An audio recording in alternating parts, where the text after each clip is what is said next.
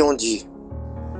Saint-Esprit, nous te disons merci pour ces beaux moments que tu nous accordes ce matin pour venir auprès de toi parce qu'en toi nous avons la parole, les paroles de la vie éternelle. Nous voulons que tu nous parles, que nous soyons édifiés afin que par ta parole, nous nous approchons plus près de toi et que nous soyons sauvés. Parle-nous pour notre salut. Et la parole que nous allons écouter ce matin puisse nous donner la vie qu'on ne peut jamais retrouver nulle part dans le monde. Guéris nos plaies par ta parole, instruis-nous par ta parole, montre-nous la voie à suivre pour que personne ne puisse manquer le ciel. Pour ta gloire, nous voulons que tu nous ouvres les oreilles de l'esprit afin de bien comprendre ta parole et de la mettre en pratique. Parle-nous, nous sommes là devant de toi, Saint-Esprit, au nom puissant de Jésus-Christ de Nazareth. Amen. Shalom, shalom, bien-aimés dans le Seigneur, que le Seigneur Jésus-Christ vous bénisse. Là, vous suivez votre frère, le pasteur Alain Ngoma, depuis la République démocratique du Congo, partout où vous êtes en train de me suivre. Je vais partager ce thème avec vous ce matin. Le thème s'intitule « S'édifier dans l'édifice de Dieu pour entrer au ciel ». S'édifier dans l'édifice de Dieu pour entrer au ciel. Bien-aimé, la nuit de samedi avant d'arriver le matin du dimanche, Dieu m'avait instruit fortement pour me dire Jésus-Christ va revenir bientôt. Mais nous qui sommes les ouvriers du Seigneur, nous ne sommes pas en train de bien faire son œuvre dans son champ. Ça fait que l'Église de Jésus-Christ a beaucoup de choses qui ne plaisent pas au Seigneur. Nous devons encore bien préparer son peuple, bien faire son œuvre, afin de présenter au Seigneur un peuple prêt pour le ciel. Voilà, après avoir reçu ces messages, cela m'a poussé de prêcher à l'église ce thème que je donne maintenant, s'édifier dans l'édifice de Dieu pour entrer au ciel. Bien-aimés, lisons d'abord la Bible dans le livre de 1 Corinthiens chapitre 3, verset 9. 1 Corinthiens 3, verset 9, il est écrit ceci. Car nous sommes ouvriers avec Dieu. Vous êtes le champ de Dieu, l'édifice de Dieu. Car nous sommes ouvriers avec Dieu. Vous êtes le champ de Dieu, l'édifice de Dieu. Et je parle de ce thème, s'édifier dans l'édifice de Dieu pour entrer au ciel. Bien-aimés, vous savez, tout ce que nous faisons pour Dieu doit avoir un objectif. Toute personne qui fait quelque chose et il n'a pas un objectif à atteindre, il finit par négliger ce qu'il est en train de faire. Et tu verras une autre personne qui ne va même pas finir ce travail. Parce qu'il ne sait pas quel est l'objectif qu'il cherche quand il veut faire une chose. Bien-aimé, si je pose la question à l'église, aux enfants de Dieu, à toi qui m'écoutes, tu vas au culte, tu me dis oui. Tu vas à l'église, oui, peut-être que tu me diras non, parce que tu n'as pas encore trouvé une bonne église qui va te prêcher la vérité pour ton salut. Je peux te poser seulement une question pour me répondre. Tu pries Dieu, tu me diras oui, je prie Dieu. Tu pries Dieu, pourquoi? Voilà. Alors quand j'aimerais savoir pourquoi tu pries Dieu, j'aurai beaucoup de réponses. L'un te dira, je prie Dieu pour être affermi. L'autre te dira pour avoir la foi, la vraie foi. Tu verras une autre personne qui te dira pour que Dieu puisse me bénir, m'exaucer. L'autre te dira, j'ai beaucoup de problèmes qui n'ont pas de solution, j'ai besoin de ma délivrance, voilà pourquoi je cherche Dieu.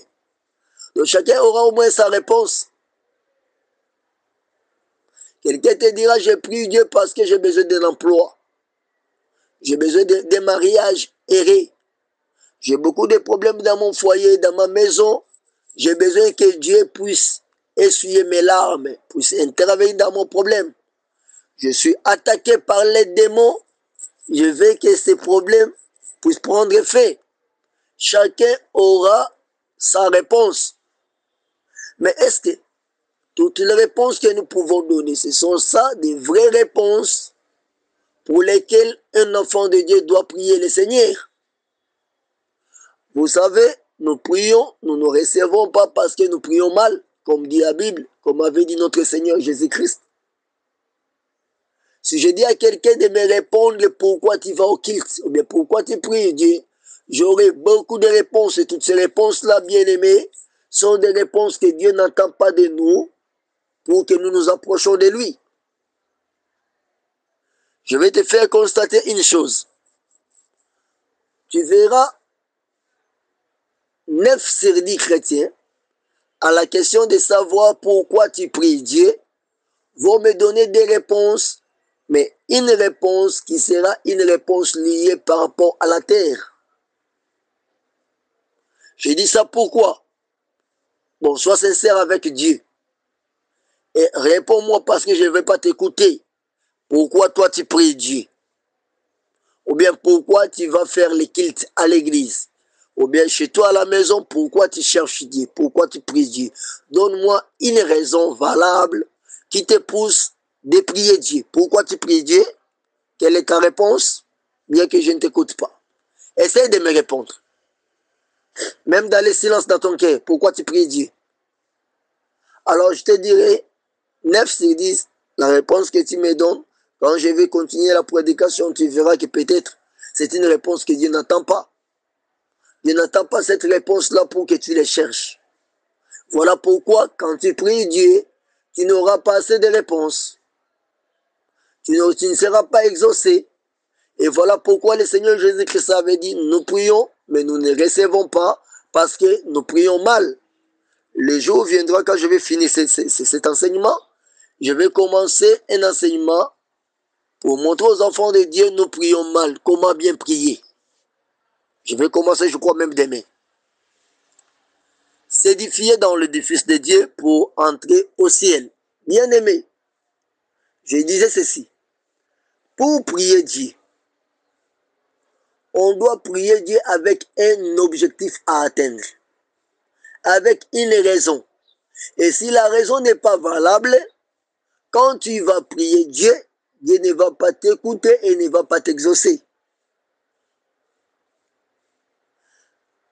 Bien-aimé, quelqu'un qui veut s'approcher de Dieu pour bien prier Dieu, pour garder son intimité avec Dieu, il doit avoir un objectif tous les jours quand il s'approche de Dieu. Quel est cet objectif? J'ai donné mon thème, s'édifier dans l'édifice de Dieu pour entrer au ciel. Alors, je vais commencer par la dernière partie pour entrer au ciel. Bien-aimés, nous prions Dieu pour entrer au ciel. Nous ne prions pas Dieu pour avoir beaucoup de choses. Oui, la Bible dit comme Jésus-Christ avait prié dans le prière de notre Père, donne-nous notre pain quotidien. Oui, il est vrai que nous devons demander à Dieu beaucoup de choses qui sont nos soucis. Exemple, les pains quotidiens. Exemple, à manger ou à boire. Comment se vêtir. Tout ce dont nous avons besoin, nous devons les demander à Dieu. Il est notre Père, oui. Mais bien aimé, laisse-moi te dire. Quelqu'un qui prie Dieu pour que Dieu puisse lui donner les pains à manger, ou l'habit pour se vêtir, ou l'eau à boire, une telle personne est limitée. Pourquoi je dis une telle personne est limitée? Quand tu pries Dieu pour que Dieu te donne à manger, et tu attends à manger, tu attends, Dieu ne te donne pas à manger. Qu'est-ce que tu vas faire? Tu diras, je suis tellement affamé, j'ai beaucoup cherché Dieu pour qu'il me donne la nourriture, il ne le fait pas. Où es-tu, mon Dieu? Je t'ai cherché parce que je suis affamé, tu ne me nourris pas. D'où tu finiras par arrêter de chercher Dieu, tu iras ailleurs où tu vas trouver la nourriture. D'où prier pour toi deviendra une aventure. Voilà. Quelqu'un qui prie Dieu pour avoir les mariages, il ne pêche pas. Mais quand il va attendre longtemps, le mari ne vient pas, ou bien il ne trouve pas une femme qu'il peut prendre au mariage, il finira par dire non, pardon Seigneur, j'ai beaucoup attendu un mari pour moi. Voilà, l'âge avance, j'ai maintenant 33 à 34 à 35 ans. Je tends déjà vers la ménopause, le mari n'est pas encore là. J'ai donné toute ma vie pour te servir, je me suis sacrifié dans ton œuvre, j'ai été fidèle envers toi, tu ne veux pas me donner toujours mon mariage. Voilà, j'arrête tout et je vais faire l'impudicité, je vais chercher les maris selon moi et non selon ton choix, selon ta volonté. Ou bien soit quand il va trouver les mariages parce qu'il priait Dieu pour les mariages, finish. Il a atteint l'objectif et il ne va plus jamais prier. Tu vois? Pourquoi tu pries Dieu? Pour avoir un diplôme, une qualification, un baccalauréat. Tu pries Dieu pour devenir riche. Tu pries Dieu parce que tu as des problèmes spirituels chez toi, à la maison, tu as besoin de la délivrance. C'est ça les buts qui t'approchent pour chercher Dieu. Pour dire, quand toute chose va bien aller, quand le Seigneur va t'accorder sa délivrance, pour toi, chercher Dieu n'aura plus vraiment sa vraie raison d'être. Pour cela, beaucoup des enfants de Dieu s'affaiblissent dans leur marche, dans la vie de prière avec Dieu, parce qu'ils cherchent Dieu pour une raison, et cette raison est bien terrestre. Cette raison peut bien être spirituelle, mais terrestre. Exemple, la délivrance. Tu es tourmenté par les esprits mauvais, tu cherches Dieu pour une raison spirituelle, mais pour que Dieu te délivre où? Pendant que tu es sur la terre parce que tu es tourmenté par les démons. Exemple, tu as besoin de mariage, ce n'est pas un péché, tu pries Dieu pourquoi? Pour que Dieu te donne le mariage. Une fois marié, la raison pour toi de prier Dieu ne sera plus là. Et si Dieu ne te répond pas, tu vas arrêter de prier Dieu. Voilà pour toi les mariages, le travail, l'emploi, la maison, la voiture, les biens que tu cherches. Pour cela, tu te poumonnes pour prier Dieu et c'est bien des choses qui vont te servir pendant ta vie sur la terre. Et c'est pour cela que tu pries Dieu. Tu vois? Un vrai enfant de Dieu, un vrai serviteur de Dieu, quelqu'un qui veut aller très loin avec Dieu, quand il va au culte, ou bien quand il prie Dieu, il ne va pas prier Dieu pour une raison qui est aussi attachée à partie terrestre. Non, il doit prier Dieu pour entrer au ciel. Voilà. Quand tu pries Dieu, tu cherches Dieu pour ton salut, pour entrer un jour au ciel, aussi longtemps que le ciel n'est pas encore venu, le temps n'est pas encore sonné, Jésus-Christ n'est pas encore revenu pour l'enlèvement, tu vas prier, prier et prier, prier, prier encore le Seigneur jusqu'au jour de l'enlèvement. Parce que toi, tu pries Dieu pour entrer au ciel. Et tout ce qui reste seront maintenant appelés les superflus. Ce qui sera donné par après. Ce que nous appelons dans notre langue les matabisi. Quand je prie Dieu pour le ciel, alors les restes, c'est ce que le Seigneur va ajouter à celui qui les cherche pour le ciel. Exemple, l'emploi, les mariages, toute bénédiction terrestre. Ce sont les superflus que le Seigneur nous donne parce que nous vivons avec lui, parce que nous gardons notre intimité avec lui. Il nous donne tout ça parce que sur la terre, nous avons besoin de ça. Mais parce que moi, j'ai prié Dieu pour entrer au ciel, je vais arranger mon intimité, ma marche avec lui. Alors d'où ça va me diriger pour vivre dans la sanctification. Moi, j'aime plus parler dans la sainteté. Parce que la sainteté, c'est l'excès de la sanctification. Donc, je dois chercher Dieu, prier Dieu, m'approcher de Dieu, aller au culte pour entrer au ciel. Quand Dieu voit, moi je le cherche parce que j'ai besoin de mon salut, parce que je ne veux pas manquer le ciel. Alors Dieu verra à côté de moi qu'est-ce qui ne marche pas.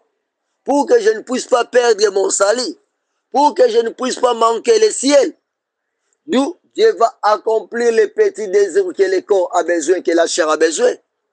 Tel, je dois manger tous les jours, je dois m'habiller, je dois avoir une maison où poser ma tête. J'ai besoin de mariage, j'ai besoin des enfants. Ce sont les superflus que Dieu donnera parce que tous ces dont j'aurai besoin sont des choses qui sont sur la terre et je vais les laisser sur la terre. Exemple, je prie Dieu pour être marié. Ce n'est pas mauvais. Mais quand je serai marié, un jour je vais mourir. Le mariage restera sur la terre, pas au ciel. Je prie Dieu pour que je puisse trouver un emploi. Donc, Dieu me bénit avec un emploi. Quand je mourrai, l'emploi va rester, c'est que l'emploi est pour la terre. Je prie Dieu pour avoir les enfants. Gloire à Jésus-Christ. Un jour, je mourrai. Les enfants vont rester sur la terre. C'est que avoir des enfants, c'est quelque chose qui est pour la terre. Donc, tout ce dont nous cherchons, que Dieu puisse nous donner, sont des choses, ça peut être spirituel, oui, mais qui sont pour la terre. Une seule chose qui va faire du bien à notre Dieu. Quand nous cherchons vers Dieu, nous venons à Dieu, nous prions Dieu pour le ciel.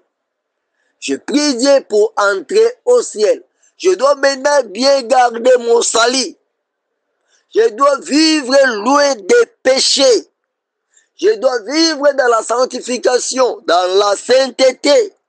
Je dois pratiquer la parole de Dieu que j'écoute matin, midi, soir, que je médite chaque jour. Je dois la mettre en pratique. Je dois veiller sur mes pas pour que je ne puisse pas trébucher. Voilà. Et quand je vivrai comme ça pour le Seigneur, j'aurai un sujet de prière qui est centré, qui doit répondre à toutes mes préoccupations. Et ce sujet, c'est le ciel. Je veux le ciel ou rien. Voilà. Quand je voudrais le ciel, c'est alors payer le prix ne sera pas un problème. Bien-aimé, laisse-moi te dire, je commence avec mon sujet, s'édifier dans l'édifice de Dieu pour entrer au ciel. Je commence par la dernière partie pour entrer au ciel. Bien-aimé, écoute-moi. Entrer au ciel, ce n'est pas gratuit. Écoute-moi bien. Le salut est gratuit. Mais entrer au ciel, ce n'est pas gratuit. Entrer au ciel, il faut payer un prix. C'est la sainteté, la sanctification. Cela n'est pas seulement pour nos sœurs, c'est pour nous tous, même les frères, même les sœurs. Je voulais dire ceci, être sauvé, c'est gratuit parce que nous sommes sauvés par la grâce. Jésus-Christ a payé le prix. Quand je reçois Jésus-Christ comme Sauveur et Seigneur, je suis sauvé. Je le confesse, je deviens enfant de Dieu. Là, je suis sauvé. Ok. Mais maintenant, entrer au ciel, ce n'est pas gratuit comme le salut est gratuit sur la terre. Entrer au ciel, vous verrez d'abord le Seigneur lui-même. Il nous a donné une illustration pour dire, dans le ciel, il y a deux voies qui mènent au ciel.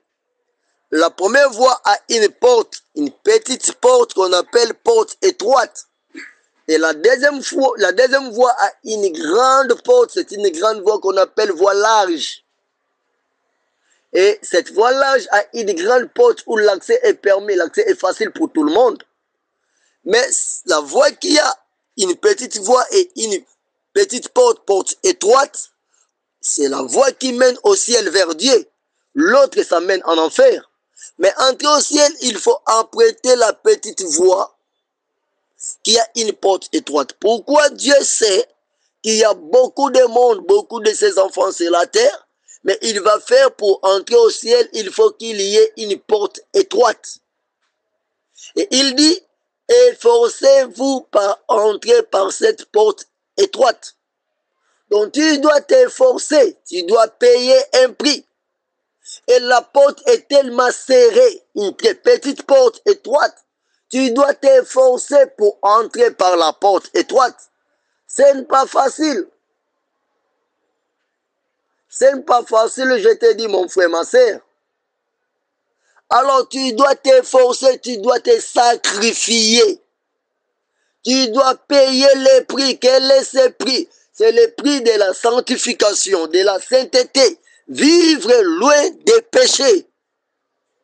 Vivre dans la crainte de Dieu. Pratiquer ce que la Bible te demande de mettre en pratique.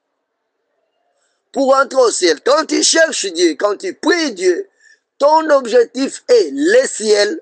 Bien aimé, beaucoup de choses peuvent t'arriver. Tu ne vas pas quitter le Seigneur parce que toi, tu cherchais le Seigneur pour entrer au ciel. Tu ne cherchais pas le Seigneur pour avoir le mariage. Tu ne cherchais pas le Seigneur pour avoir l'emploi. Tu ne cherchais pas le Seigneur pour avoir la promotion. Tu ne cherchais pas le Seigneur pour avoir beaucoup de diplômes terrestres. Tu ne cherchais pas le Seigneur pour vivre bien sur la terre. Toi, tu cherchais le Seigneur pour entrer au ciel, pour que le Seigneur puisse bien garder ta sainte foi en lui, afin que tu ne deviens pas un apostat. Tu ne te perds pas loin du Seigneur. Alors, parce que tu cherches le Seigneur pour le ciel, n'importe quoi peut t'arriver dans ta marche avec le Seigneur. Tu ne vas pas abandonner la voie de Dieu. Voilà. Tu ne vas pas abandonner ta marche avec le Seigneur. N'importe quoi peut t'arriver. Il peut t'arriver que tu perds ton mari, que tu perds ta femme, que tu perds tes enfants. Parce que toi, tu veux de Dieu, tu veux le ciel, perdre ma femme, perdre ton mari, perdre mes enfants, cela ne pourront pas m'empêcher pour continuer ma marche vers le ciel, parce que mon objectif n'était pas les enfants, les mariages, les biens, les richesses, voilà. Mon objectif, c'est le ciel. Alors, quelqu'un qui prie Dieu parce qu'il a besoin du ciel, tout ce que le monde peut faire pour les déranger, même si un pasteur faisait une erreur grave, même s'il se trouvait dans sa voie, un pasteur qui veut l'égarer, l'amener loin du Seigneur, il ne va pas s'égarer parce que lui, il a besoin de garder son salut. Il n'a rien à voir avec un pasteur. Il peut venir à l'église, il remarque dans l'église ces derniers temps, il n'y a pas une bonne modération. Il ne sait pas comment bien s'approcher de la présence de Dieu pendant la prière. Il ne dira pas que je change l'adresse de l'église. Eh bien, j'arrête, je ne viens plus jamais à l'église. Parce que son problème, c'est le ciel. En moins, peut-être qu'il arrive à l'église, il trouve qu'il n'y a pas la vraie vie divine. Il n'y a pas la vraie parole de Dieu, dont le vrai Dieu n'est pas là. Là, c'est autre chose parce qu'il veut le ciel. Il va prendre une autre direction parce qu'il ne veut pas rester, il ne va pas rester là où Dieu est absent. Tu vois? Quand tu pries Dieu pour entrer au ciel, un pasteur peut te choquer par sa parole. Il peut poser un acte qui te fait mal. Mais cet acte-là ne peut pas te séparer du Seigneur parce que toi, tu cherches Dieu pour le ciel. Tu ne cherches pas Dieu pour le pasteur, pour la femme du pasteur. Parce qu'elle t'a choqué, elle t'avait dit, elle t'avait laissé une parole, lâché une parole qui t'a fait mal au cœur. Tu dis, vraiment j'arrête. Non, tu cherches Dieu pour le ciel.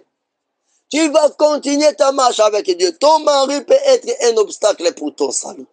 Ta femme, tes enfants, ton emploi peut être un obstacle pour ton salut. Parce que tu cherches Dieu pour entrer au ciel. Tu ne vas pas abandonner.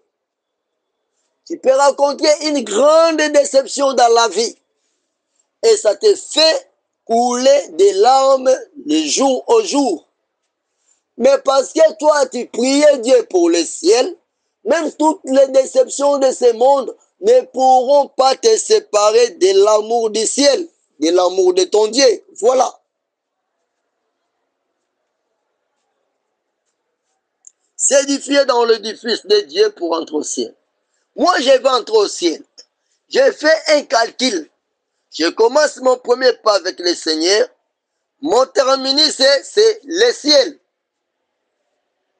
Tout ce qui viendra, vent et marée, mauvais temps, réalité, pauvreté, sécheresse, perte de biens et de vies humaines, tout ce qui arrivera sur ma voie, perte des entreprises, perte de quoi que ce soit, perte de ma voiture, perte de ceci ou cela, ce sont les secondaires. L'essentiel pour moi, c'est le ciel. Aussi longtemps que je ne suis pas encore arrivé au ciel, je sais que le ciel n'est pas gratuit. Je vais payer le prix. Je vais me sacrifier. J'accepterai tout ce qu'on me dira de faire pour entrer au ciel. C'est ça mon objectif. Et on me dit, laisse telle chose. Habille-toi de la sorte. Je vais m'habiller de la sorte qu'on me demande pourquoi. Si c'est vraiment ça, c'est qu'il faut que je fasse pour que je ne puisse pas perdre le ciel. Je ferai ce qu'on me demande parce que moi, je veux le ciel. On me dit, tu ne dois pas changer la teinture de ta peau. Tu ne dois pas faire autre telle chose. Je ne le ferai pas. Parce que mon objectif, c'est pas vivre pour satisfaire ma chair. C'est vivre pour entrer au ciel. Je cherche Dieu pour entrer au ciel. Quand on cherche Dieu pour entrer au ciel, on donne le tout de ce qu'on a. On donne même tout ce qu'on aime pour Dieu. Parce que moi, j'ai besoin du ciel. Tout ce que le monde me présente, tout ce que le monde veut de moi, ça ne sera pas ma première préoccupation.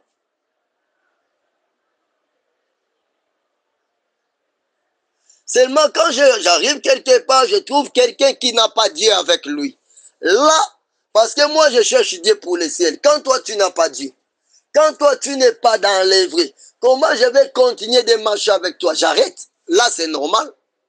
J'arrête parce que tu n'as pas Dieu, tu ne marches pas avec Dieu, tu ne crains pas Dieu, tu n'es pas dans les vrais. Je dois arrêter. Je trouve en toi, il n'y a pas la crainte de Dieu, il n'y a pas la sanctification, il n'y a que les péchés. Comme le péché, c'est un outil fatal qui fera que les gens aillent en enfer. Moi, je vais aller au ciel. J'arrête, je ne viens plus avec toi. Je ne viens plus dans l'église où tu es pasteur. Parce que je vois, dans cette église-là, je n'entrerai pas au ciel. Je vois toutes les vérités ne sont pas prêchées pour me permettre d'atteindre mon objectif d'entrer au ciel d'où je ne viens plus. Tu sais, selon Apocalypse chapitre 2, la Bible dit Jésus-Christ est à la porte. Apocalypse chapitre 3, verset 15 à 21, la Bible dit il est à la porte, il frappe. Si quelqu'un écoute sa voix, il va ouvrir la porte. Jésus-Christ entrera et mangera avec lui. Et dans cette église, tu verras Jésus-Christ est à la porte, il frappe. Les gens sont à l'intérieur, mais Jésus-Christ est dehors. Ils sont à l'intérieur de la maison, en train de prier, en train de faire tout ce qu'ils veulent. C'est une lettre qui a été écrite à l'église. Quelle église? Église de Laodicée. Qu'est-ce que le Seigneur avait dit dans cette église de Laodicée? Écrit à l'ange de l'église de Laodicée, voici je viens bientôt, je suis à la porte, je frappe. Si quelqu'un écoute ma voix, il ouvrira sa porte, j'entrerai, je souperai avec lui, je mangerai avec lui et lui avec moi. Donc, il écrit à l'église, l'église a une porte fermée et la porte fermée, Jésus-Christ viendra pour toquer dans la porte, à la porte et lui-même Jésus-Christ est dehors. L'église à l'intérieur, la porte fermée, qu'est-ce qu'ils font à l'intérieur? Ils chantent, ils dansent, ils adorent, ils sont en train de faire les cultes. Mais ils font les cultes, quelqu'un à qui les cultes doit être soumis, il est dehors. Il frappe à la porte, vous l'église est fermée, qu'est-ce que vous faites à l'intérieur? Ce que vous faites là à l'intérieur, Christ n'est pas avec vous. Il est dehors, il frappe à la porte. Si vous pouvez lui ouvrir la porte de votre église. Il y a pas mal d'églises comme ça, des édifices comme ça. Les églises sans Jésus-Christ, sans Dieu. Des églises qui ne vivent pas la vie de la sanctification. Qui ne marchent pas dans la crainte de Dieu, qui ont des hommes de Dieu qui vivent dans les péchés. Qui travaillent pour de l'argent, qui travaillent pour les intérêts charnels. Vous verrez les hommes de Dieu, ils font toutes ces formules, toutes ces demandes pour se faire riches sur la terre. Lui, en fait, l'œuvre de Dieu n'est pas sa priorité, mais sa richesse, c'est ce qui lui préoccupe. Tu vois, une telle église, Christ est dehors. Quand toi tu cherches Dieu pour entrer au ciel, et tu te trouves dans une église où on ne te donne pas des instructions qu'il te faut pour entrer au ciel, laisse-moi te dire, quitte cette église, sauve-toi. Aussi longtemps que tu n'es pas encore mort, il est temps de décider. Ne vois pas les conforts de ton église. Tes yeux s'habitueront à voir les conforts de l'église, à convoiter et aimer tous les décors qu'on a fait dans ton église là, et au finish à la fin, tu iras en enfer. Fuis, quitte cette église, sauve-toi. Parce que toi tu veux le ciel, ton objectif c'est le ciel. Tu n'es pas là pour contempler toutes les décorations qu'on met dans l'église. Tu es là pour chercher la vraie parole qui va t'instruire, te montrer la voie à suivre, ce que tu vas faire, ce que tu ne vas pas faire pour vivre dans la sanctification et la vraie sanctification alors, afin que tu entres au ciel. S'édifier dans l'édifice de Dieu pour entrer au ciel. Bien-aimé, si tu es dans une église où on ne te montre pas ce que tu dois faire pour entrer au ciel, tu es là seulement où on te demandera de l'argent, où on te demandera la dîme, où on te demandera de contribuer, c'est sûr, cela, mais on ne te montre pas ce qu'il te faut pour entrer au ciel. Je te dis, sauve-toi, quitte cette église-là le plus vite que possible. Je ne dis pas que la dîme c'est mauvais, non. Je ne te dis pas que tu ne dois pas payer la dîme, non. Mais on ne doit pas aller à l'église parce que dans cette église-là, on nous demande de l'argent. Non. On doit aller dans une église, on doit suivre un homme de Dieu, on doit suivre la parole de Dieu, une parole qui te prépare pour le ciel. Alors c'est alors quand tu vas contribuer, quand tu vas donner tes offrandes, quand tu vas donner tes dîmes selon la conviction du Saint-Esprit, pas par imposition, parce que ce n'est pas une imposition, selon la conviction du Saint-Esprit, tu seras dans le bon, parce que tu es là où on te montre qu'est-ce qu'il faut pour toi pour aller au ciel, pour garder bien ton salut.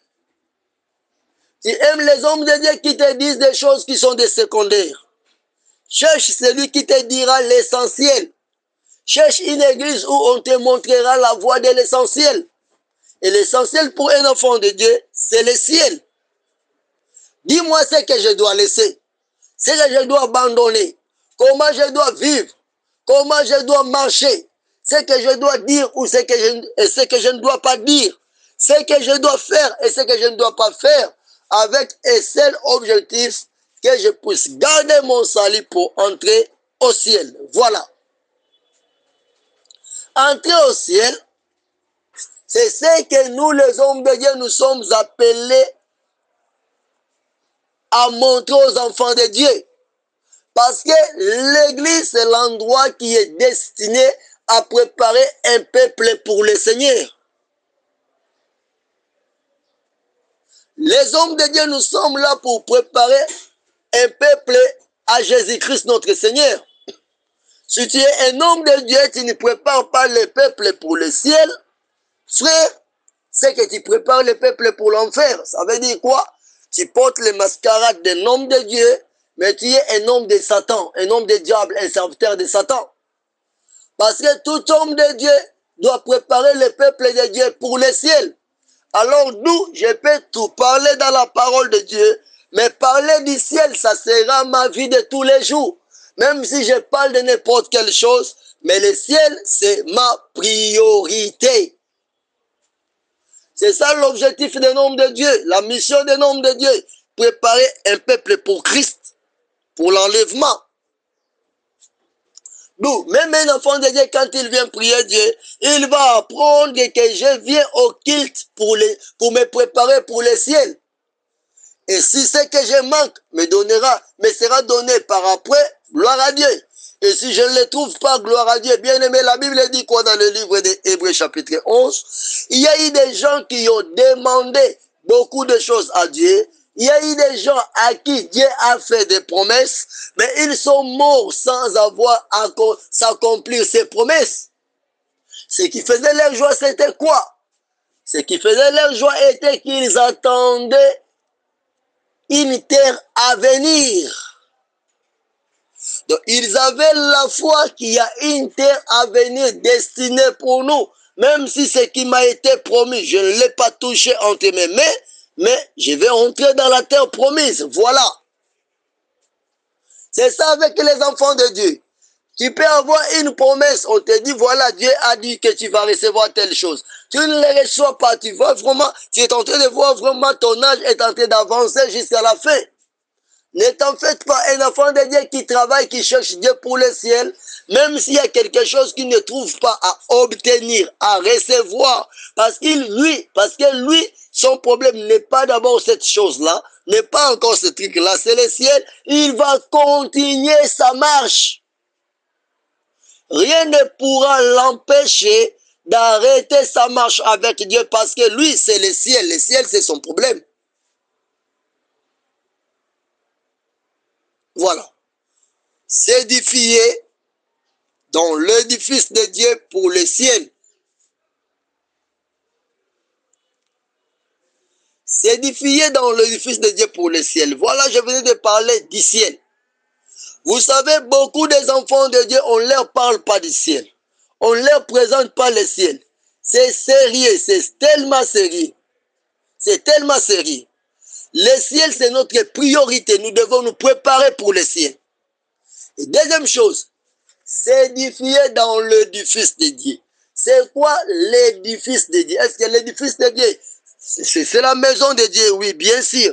Est-ce que c'est les bâtiments construit par la maison où Dieu doit habiter? C'est ça l'édifice que la Bible parle quand la Bible dit nous sommes l'édifice de Dieu. Ça veut dire quoi être édifice de Dieu? Bien aimé, être édifice de Dieu c'est très important, mais ça veut dire quoi? Voilà bien aimé, comme je le disais, le thème est que s'édifier dans l'édifice de Dieu pour le ciel. Je venais de parler de la première partie pour le ciel. J'ai commencé par la fin et je relance maintenant la deuxième partie. S'édifier dans l'édifice de Dieu. Bien aimé, c'est quoi l'édifice de Dieu? L'édifice de Dieu, c'est les bâtiments, la maison. C'est ça l'édifice de Dieu. Et d'abord, la Bible dit, dans le livre de 1 Corinthiens, chapitre 3, verset 9, il est écrit ceci: car nous sommes ouvriers avec Dieu, vous êtes les champs de Dieu, l'édifice de Dieu. Ça veut dire, il y a deux catégories que la Bible parle ici. La Bible parle des ouvriers avec Dieu, la Bible parle des champs de Dieu, et la Bible parle de l'édifice de Dieu. Donc, dans l'œuvre de Dieu, on a deux catégories de gens. La première catégorie, c'est la catégorie de ce qu'on appelle des ouvriers avec Dieu. La deuxième catégorie, c'est la catégorie de ce qu'on appelle les champs de Dieu. Alors, quand tu es devant Dieu, tu dois savoir tu es dans quelle rangée. Tu es parmi les ouvriers de Dieu, ou bien tu es parmi ceux qui sont dans les rangs du champ de Dieu. Et dans les rangs des champs de Dieu, c'est ce que nous appelons les enfants de Dieu. Dans les rangs des ouvriers avec Dieu, c'est ce que nous appelons les serviteurs de Dieu, surtout les serviteurs qui ont les ministères. Ils sont les ouvriers avec Dieu. Ça veut dire, ils travaillent avec Dieu. Ils travaillent avec Dieu où? Dans les champs de Dieu. Et les champs de Dieu, ce sont les enfants de Dieu. Voilà pourquoi Dieu m'avait parlé. Il devait déjà revenir, mais les ouvriers de Dieu ne donnent pas une bonne alimentation, une bonne nourriture aux champs de Dieu. C'est que les ouvriers de Dieu, aussi longtemps que nous ne travaillons pas bien, nous ne faisons pas bien l'œuvre de Dieu, les champs de Dieu n'auront pas une bonne santé. Les enfants de Dieu n'auront pas une bonne santé. Nous qui sommes ouvriers de Dieu, pour que tout se passe bien, nous devons très bien faire notre travail. Il ne faut pas suivre les enfants de Dieu quand ils veulent nous imposer une façon de prêcher, une façon de parler, une façon de déposer la parole de Dieu en eux. Non. Moi, je travaille dans les champs de Dieu pour que tout le monde qui se retrouvera dans les champs où moi je suis ouvrier puisse avoir la bonne santé. Je dois bien aménager la terre. Je dois mettre un bon fumier. Même si ça te fait du mal, si je sais que je prêche la vraie parole de Dieu, je dois prêcher, insister, reprendre et bien parler de la part du Seigneur. Si la parole que je donne, ça ne t'arrange pas parce que ça te fait mal, c'est pas mon problème. Moi, je sais que je dois enlever les petites saletés, les petits morceaux de saleté des bois qui se trouvent dans mon champ, dans le champ de Dieu où je suis ouvrier, pour que je puisse présenter à Dieu un champ qui est bien entretenu. Je dois te dire ce qu'il te faut et ce qu'il ne te faut pas. S'il faut que je puisse tonner sur toi, même si tu as de l'argent, même si tu me donnes de l'argent, même si tu fais ce que tu fais dans l'œuvre de Dieu, tu es important pour moi. S'il faut que je tourne sur toi, je vais tourner sur toi. Parce que c'est moi qui est l'ouvrier avec Dieu. Toi, tu es les champs. Je dois bien faire le travail dans les champs de Dieu. Aussi longtemps que je ne ferai pas bien le travail dans les champs de Dieu, Jésus-Christ va tarder de venir. C'est à cause de moi. Voilà. Donc, je n'ai pas besoin des enfants de Dieu qui seront là pour que je puisse les caresser. Je puisse donner une prédication qui répond à leurs attentes, à leur volonté, à ce qu'ils veulent attendre. Non. Je ne suis pas là pour faire du plaisir aux oreilles des enfants de Dieu. Je suis là pour faire un marteau sur la parole de Dieu. Quoi Dieu veut? Qu'est-ce que Dieu ne veut pas? Je suis là, je dois appeler chaque chose par son nom. Te dire directement, abandonne telle chose. Abandonne la fornication. Abandonne l'impudicité. Le deuxième mariage. Le remariage n'est pas permis dans la Bible. L'enfer existe. Tu as des dettes des gens, tu dois payer. Abandonne, répands-toi. Tu dois confesser. Je dois te dire ce qu'il te faut.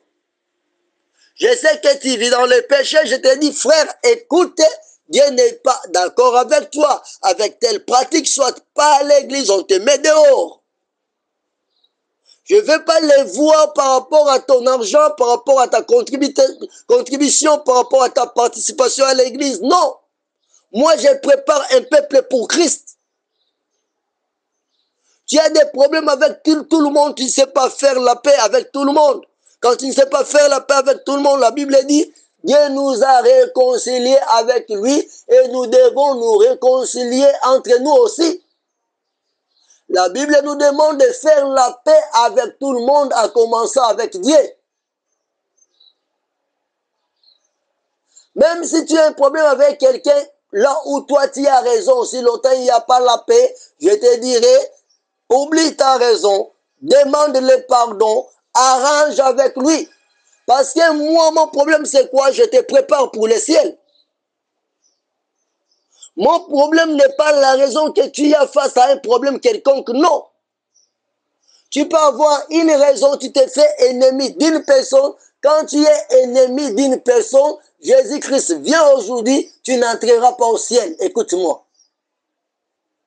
Parce que ceux-là qui sont des ennemis n'ont pas leur place dans le ciel. Ceux-là qui sont des ennemis n'ont pas leur place dans le ciel. Hein? Ceux-là qui sont des ennemis n'ont pas une place dans le ciel. Alors laisse-moi vous dire ça. Quand tu as des problèmes avec quelqu'un sur la terre et tu n'as pas arrangé ces problèmes, l'enfer est là pour toi. Alors si je suis un homme de Dieu et je prépare les enfants de Dieu pour le ciel, bien-aimés dans le Seigneur, écoute-moi, je te dirai de faire la paix avec tout le monde. Je te dirai, abandonne telle chose, telle chose, telle chose. Il ne faut pas être un aventurier, il ne faut pas être un escroc. Il ne faut pas vivre dans le péché. C'est ça être un vrai ouvrier. Et toi, moi je dois faire que tu sois un champ de Dieu qui est bien traité, qui est bien soigné, afin de nous donner des légumes qui ont une bonne santé. Tu seras quelqu'un qui est planté dans une bonne terre, où tu es bien nourri, où tu reçois une vraie parole de Dieu. C'est ça, avoir part dans un édifice que Dieu attend. Et écoute encore une autre chose. La Bible dit, quand nous sommes ouvriers avec Dieu, vous êtes les champs de Dieu, et nous sommes tous quoi? L'édifice de Dieu. Bien-aimé, écoute. Quand la Bible dit, vous êtes les champs de Dieu, l'édifice de Dieu, l'édifice de Dieu, c'est tous. Toi qui es les champs de Dieu, tu es l'édifice de Dieu. Ça veut dire, tu es une maison de Dieu, une habitation de Dieu. Quand tu es le champ de Dieu, c'est que Dieu habite en toi. Moi qui ai l'ouvrier avec Dieu, je travaille avec Dieu pour permettre que dans ta vie, Dieu habite avec toi.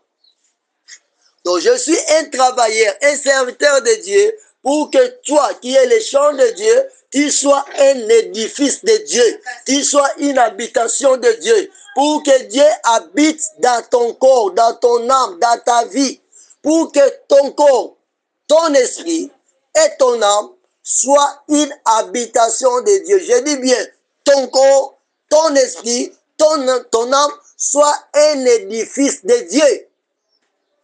Dieu doit habiter en toi. D'où je dois te dire maintenant ce qu'il te faut pour que Dieu puisse toujours habiter en toi. Il suffit que je remarque que tu es un enfant de Dieu. Tu ne vis plus avec Dieu. Dieu n'habite plus en toi. C'est que tu n'es plus un édifice de Dieu. Tu n'as plus ta vie de prière. Tu n'as plus ta vie de méditation de la parole de Dieu. Comment Dieu va habiter en toi? Le péché va coucher à ta porte et tu vas te perdre.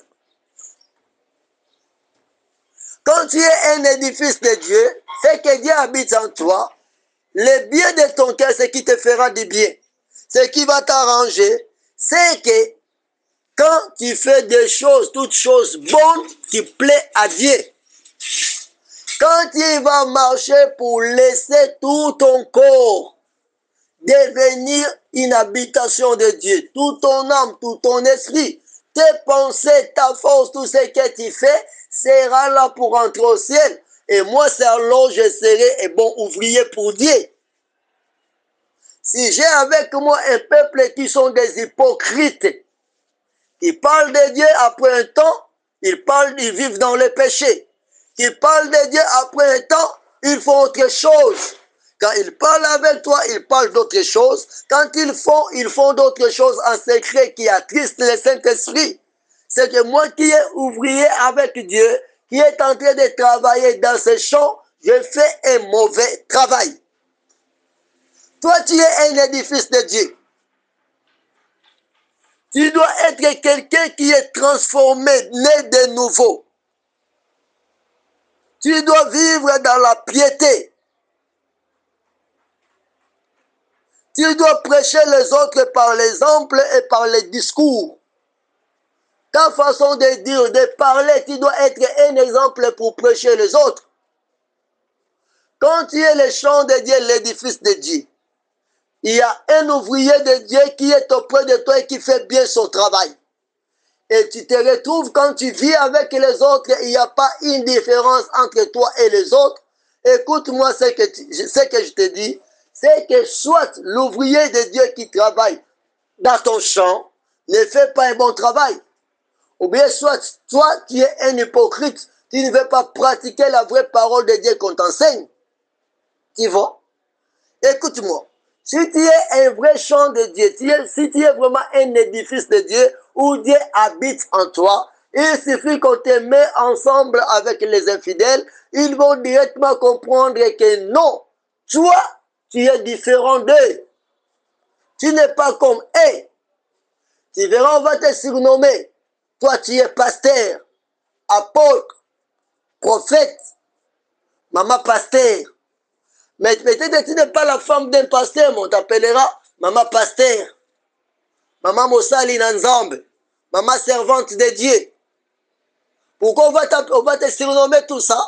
Parce qu'ils vont voir qu'il y a une différence entre toi et eux. Et si tu ne prouves, s'il n'y a pas la différence, c'est que toi, tu es aussi semblable à eux. Tu n'es pas encore un édifice de Dieu. Si tu es un édifice de Dieu, tu dois prêcher par les discours et par les comportements. Ta façon de t'habiller sera différente de tout le monde. Ils vont te voir la façon que tu t'habilles, ils disent non, celui-là est un homme de Dieu.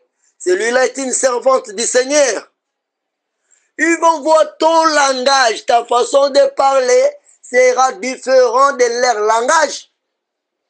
Voilà. Même si tu es un homme, peut-être avec nous les hommes, la façon que nous nous habillons n'est pas vraiment différent avec le monde. Je ne dis pas que ça doit être la même chose. Mais tu peux voir quelqu'un qui craint Dieu, sa façon de s'habiller, avec quelqu'un qui ne craint pas Dieu aussi, il s'habille bien. Et vous le trouvez peut-être qu'il n'y a pas une distinction, une différence. Mais la différence sera quand et où. Quand toi tu es un édifice de Dieu, une maison, une habitation de Dieu, tu vis dans ton école, quand tu vas en classe à l'école, dans ton travail, dans ton milieu professionnel, là où tu es en train de vivre, on va voir les discours que toi tu fais. Et ces discours vont faire une différence entre toi et les autres. S'ils ont un problème, ils disent non, il ne faut pas lui dire tel problème. Lui, il est un pasteur. Lui, il est un serviteur, une servante de Dieu. Si tu partages telle chose avec lui, ça ne va pas passer.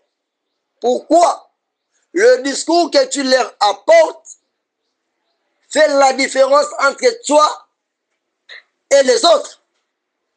Tes amis de l'école, tes collègues de travail, ils vont dire non, lui, si tu veux parler avec lui, il va te parler de Jésus-Christ. C'est ça sa vie.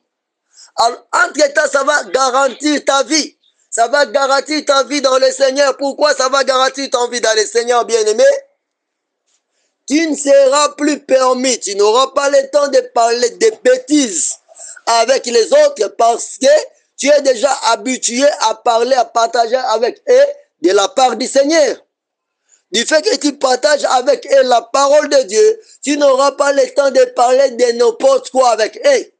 Exemple, toi tu crains Dieu, tu es un édifice de Dieu, tu partages avec les autres la parole de Dieu, ils te connaissent déjà qu'avec toi, c'est Jésus-Christ ou rien, c'est le ciel ou rien. Tu ne parles que du ciel, tu ne parles que du salut.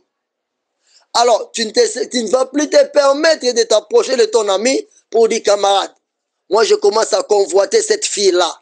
Je l'aime, elle est très jolie, il faut qu'elle devienne ma concubine. Tu n'auras pas droit. Parce qu'il te dira, quoi? Pasteur, toi frère en Christ, toi sœur en Christ, tu me dis, tu commences à convoiter une sœur pour devenir ta concubine. Ces oreilles ne pourront pas supporter une telle chose. Pourquoi? Étant un édifice de Dieu, tu te distingues aux autres par tes discours. Alors tes discours ont fait que tout le monde puisse comprendre déjà que tu es différent d'eux. Nous sommes l'édifice de Dieu. Tu es un édifice de Dieu, une habitation de Dieu. Alors, quand la Bible dit, vous êtes le champ de Dieu, l'édifice de Dieu, c'est que Dieu, dans son plan, il n'avait pas prévu que son édifice soit un bâtiment construit par les mains d'hommes, que nous appelons les églises locales. Dieu avait préparé que son édifice soit un homme, et cet homme-là, c'est toi. Que son édifice soit une femme, et cette femme-là, c'est bien toi. Tu dois savoir, dans ton corps, Dieu habite à l'intérieur. Dieu n'habite pas seulement dans le cœur. C'est toi qui es l'édifice de Dieu. Ton corps, c'est l'édifice de Dieu. Ton cœur, ton âme, ton esprit, c'est l'édifice de Dieu. Donc Dieu habite dans tout ce qui compose ce que tu es, ton être. Corps, âme et esprit, tu es l'édifice de Dieu. Donc, tu ne dois pas laisser les péchés prendre place dans l'édifice de Dieu. Le temple de Dieu que tu es, le temple de Dieu est saint. 1 Corinthiens 6, 18 à 19. Ne savez-vous pas que vous êtes le temple de Dieu? Tu es un édifice de Dieu. Quand on dit que vous êtes le temple de Dieu, même ton corps, c'est le temple de Dieu. Donc, ton corps est obligé de vivre dans la sanctification. Parce que le temple de Dieu est saint. L'édifice de Dieu doit être saint.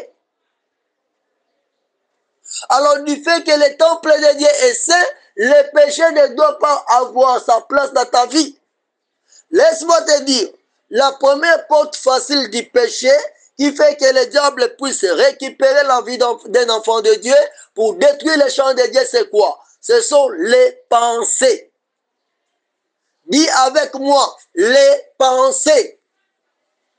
Si tu ne sais pas maîtriser et contrôler tes pensées, ta porte restera toujours ouverte au diable et il va te détruire tous les jours. Il y a des enfants de Dieu comme ça qui ont des maisons, des édifices sans porte. Il est un édifice de Dieu qui n'a pas une porte, toujours ouverte à n'importe quelle saleté. Le diable vient, il dépose tous les ordures dans sa maison. Et il dit, il est un édifice de Dieu. Tu verras dans sa tête, il porte n'importe quelle pensée. Il porte toute pensée dans sa tête. Même des bêtises. Tu lui poses seulement une question, tu vas attendre sa réponse, qui ne reflète rien à ce qu'un enfant de Dieu peut te répondre. Tu vas voir ses idées. Ses idées ne diffèrent pas des idées des païens. Son langage, aucune différence avec les païens. Il est toujours comme un Yankee. Oui, les Yankees sont les habitants, je crois, des États-Unis comme ça. Mais nous, chez nous, quand nous parlons des Yankees, ce sont des gens-là qui sont éveillés, qui sont comme des petits bandits, qui parlent n'importe comment, avec des langages très secs.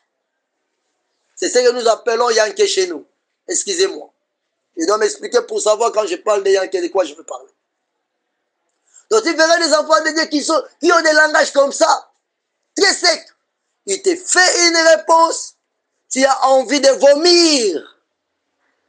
Il te lance une réponse, c'est comme si on te pousse à tomber. Toi qui es une habitation de Dieu, tu ne dois pas avoir des pensées sales, des mauvaises pensées en toi. C'est avec les mauvaises pensées que le diable va te posséder et tu vas commencer à commettre des péchés, à pratiquer les péchés parce que tu avais déjà des mauvaises pensées. L'enfant de Dieu doit contrôler ses pensées. Quand tu es capable de contrôler tes pensées, tu vas aussi contrôler ton langage. Tu vas contrôler tes actes.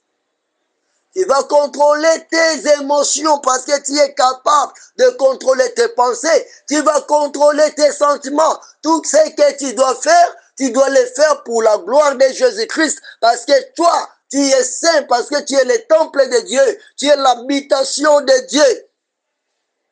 Tu es l'édifice de Dieu. Un édifice, un bâtiment que Dieu lui-même a construit. Alors, quand Dieu t'a construit, c'est que le diable n'a pas sa patte dans ton corps. Donc, les bitumes qu'on s'est servi pour te créer, les pattes qu'on a mélangées pour te créer, les briques qu'on a déposées pour que tu sois un bâtiment pour Dieu, sont sains. Ta tête est sainte. Tes pensées, ta façon de voir, tu ne permettras pas à tes yeux de voir n'importe quoi. Tu ne permettras pas à tes yeux de voir le péché, de voir ce qui est essuyé. Tu ne permettras pas à tes oreilles d'écouter ou d'attendre n'importe quoi. Parce que toi, tu es un édifice de Dieu, je le dis bien. Tu es saint. Tu ne permettras pas à ton corps de porter n'importe quel habit. Non. De porter n'importe quelle chaussure. Non. De porter de longs talons pour changer ta forme. Non. Pour changer ta démarche. Non. de porter des habits qui feront voir tes mamelles de haut, ta poitrine de haut. Non. De t'habiller conforme à ce que le monde nous présente dans le monde actuel. Non. Parce que tu es un édifice de Dieu, une habitation de Dieu, tout ce que ton corps doit porter, ça va prouver que tu vis dans la sanctification, que tu es différent de tout le monde. Quand moi je m'habille, je sors. Quand un autre homme s'habille, sort, il peut porter sa veste. Moi aussi je porte ma veste, mais les hommes peuvent savoir directement que non, cette veste-là, la façon de porter, c'est différent de l'autre. Là, ça doit être un pasteur, un homme de Dieu. Ça doit être un enfant de Dieu. Voilà. Tu peux t'habiller avec ta couture. Mais le fait que tu t'habilles, on te regarde, on dit non, c'est un modèle. Toi, tu t'es habillé sexy, mais voilà l'autre, comment il s'habille. Là, c'est une servante du Seigneur. Là, c'est un enfant de Dieu. Non, c'est parce que tu es vraiment servante de Dieu dans l'église quelque part. Non, mais parce que toi, tu es un édifice de Dieu. Tout ce qui est porté dans ton corps, ça prouve et ça défend la sainteté. Et la sainteté, ce n'est pas seulement dans les corps, dans ta manière de porter, même dans ton âme, même dans ton esprit. Tu es en train de t'identifier que tu vis dans la sanctification. Même ton mari qui couche avec toi ensemble dans le même lit, qui dort avec toi dans le même lit, il peut faire la différence, dire que non, je suis avec mon épouse, mais mon épouse est un édifice de Dieu. Moi, je ne suis pas encore un édifice de Dieu. Ta femme peut dire non, mon mari, il est un édifice de Dieu. Moi, je ne suis pas encore un édifice de Dieu. Cette différence doit être clairement établie.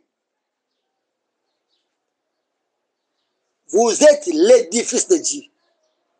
S'édifier dans l'édifice de Dieu pour le ciel. Ça veut dire, pour le ciel, il faut être un édifice de Dieu. D'abord, si tu vas à l'église, tu cherches Dieu pour le ciel. Tu pries Dieu pour le ciel. Rien ne pourra t'abandonner, te séparer de l'amour de Dieu. Alors, d'où, comme tu pries, tu cherches Dieu pour le ciel, tu dois être un édifice de Dieu.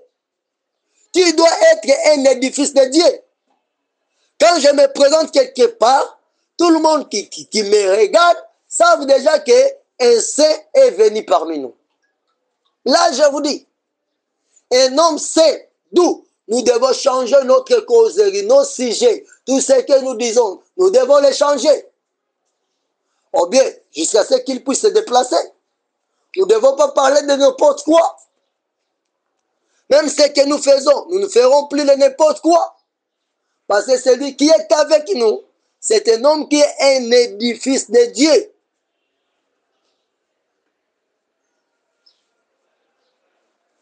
Nous ne sommes pas, la Bible ne dit pas que nous sommes l'édifice pour Dieu. Non. La Bible dit, nous sommes l'édifice de Dieu. C'est que c'est une habitation, une maison qui appartient à Dieu. Ton corps, ton esprit, ton âme appartient à Dieu. La sanctification, la sainteté, pour que Dieu puisse continuer à habiter dans ton édifice, cela est obligatoire. Sinon, le ciel ne sera pas pour toi. Sinon, tu vas crier, chercher Dieu. Tu n'auras pas le ciel. Peut-être comme la Bible dit, le matin, nous voyons le soleil se lever. Le soleil se lève pour les hommes bons comme pour les méchants. Pour dire quoi? Peut-être que tu pourras demander à Dieu de te donner de l'argent, il te donne de l'argent. De te donner les mariages, il te bénit avec les mariages. Mais tu n'es pas l'édifice de Dieu. Il te l'accorde. Cela ne prouve pas que tu es vraiment un vrai enfant de Dieu, tu es l'édifice de Dieu. Non. Parce que Dieu peut t'accorder tout ce que tu lui demandes sur la terre. Mais il ne t'accordera pas le ciel. Avant que Dieu t'accorde le ciel, tu dois payer le prix de la sanctification. Bien, mais écoute-moi te dire quelque chose. C'est une vérité. On nous appelle des saints sur la terre. Pourquoi on nous appelle des saints? C'est parce que nous ne pratiquons pas le péché. Loin de là. On ne nous appelle pas des saints parce que nous ne pratiquons pas les péchés, loin de là. Mais la Bible dit, celui qui est né de Dieu ne doit pas pratiquer les péchés. Mais pourquoi on nous appelle des saints? Parce qu'il nous arrive de pratiquer, de commettre les péchés, des péchés. Il nous arrive des péchés, pourquoi on nous appelle des saints? On nous appelle des saints parce que Jésus-Christ a fait de nous un royaume de saints. Par son sang, il nous a sanctifiés par son sang. Par son sang, il nous a purifiés par son sang. Et son sang nous rend plus purs, plus blancs que la neige. On nous appelle des saints à cause du sang de Jésus-Christ qui avait crié un sang sans péché qui nous a sauvés. C'est pour cela qu'on nous appelle des saints. Mais écoute, nous n'entrerons pas au ciel parce qu'on nous appelle des saints pour avoir été sanctifiés par le sang de Jésus-Christ. Non. Avant d'entrer au ciel, il faut être un saint qui a payé le prix de la sanctification. Le prix de vivre sa vie dans la sanctification. Il faut être quelqu'un qui a bien balayé sa maison, qu'il n'y a pas de ordures, qu'il n'y a pas de saleté, qu'il n'y a pas de péché, qu'il n'y a pas de démons, qu'il n'y a pas de choses bizarres qui marchent contre Dieu, contre la parole de Dieu. Donc, tu es un saint. Pour entrer au ciel, il faut être un saint qui a pratiqué la vie de la sanctification quand tu étais encore sur la terre. Ne pas dire que je suis un saint parce que Jésus-Christ m'a sanctifié en mourant pour moi à la croix de Golgotha. Son sang me purifie de toute iniquité. C'est alors que je suis un saint parce que le sang de Jésus-Christ me purifie de toute iniquité. J'entrerai au ciel. Non, tu iras en enfer. Si tu veux entrer au ciel, tu seras saint parce que la Bible dit oui, vous serez saint comme votre Père est saint. Alors, cette sanctification, cette sainteté que la Bible nous appelle à être des saints, c'est une sanctification que nous devons pratiquer aussi longtemps nous vivons sur la terre. Pendant notre vie sur la terre, tu dois pratiquer cette vie de sanctification, soigner tes pensées, soigner ton langage, voir ta façon de vivre. Tu es vraiment dans la sanctification. Pas seulement ta façon de t'habiller. Dans ton cœur, dans ton âme, dans ton esprit. Tout ce qui compose ton être, l'esprit, le corps et l'âme, doit être dans la vraie sanctification. Tout ce qui suit le corps, tout ce qui suit l'esprit, tout ce qui suit l'âme ne doit pas être la part de ta vie. S'édifier dans l'édifice de Dieu pour entrer au ciel. Donc, entrer au ciel, c'est pas quelque chose, c'est pas un cadeau. C'est un sacrifice. Jésus-Christ a payé à la croix. Il a payé le prix. C'est sa vie. Il était mort pour que la porte du ciel soit ouverte à tout le monde. Lui, il a fait sa part. Mais nous, maintenant, commençons la marche pour entrer dans le ciel. Et cette marche-là demande, exige, laisse-moi te dire, exige un sacrifice, exige le respect de la parole de Dieu. On te dit abandonne telle chose, abandonne. Laisse telle chose, laisse. Si on ne te montre pas ce que tu dois abandonner, ce que tu dois laisser, c'est qu'on ne te prépare pas pour le ciel.